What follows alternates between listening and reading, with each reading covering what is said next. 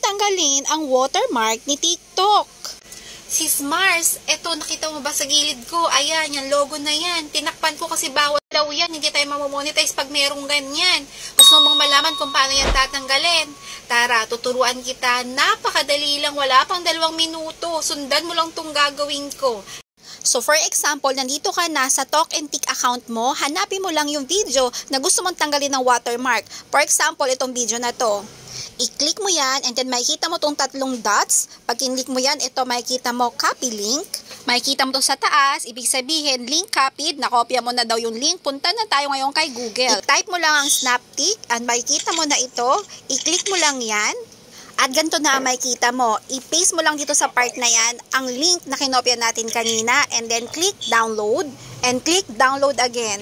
Makikita mo to sa taas, it means downloading na ang video mo at once na natapos na yan ma-download ay makikita mo na ito sa iyong gallery. At pag pinili mo ang video, wala na ang watermark at ready na i-upload sa iyong Reels. So, salamat sa panonood mga sis Mars. I hope may natutunan ka sa video na to. If you do, please don't forget, like, follow, and share nyo na sa mga content creator natin na nagsisimula pa lang at hindi pa alaman tungkol dito. Bye!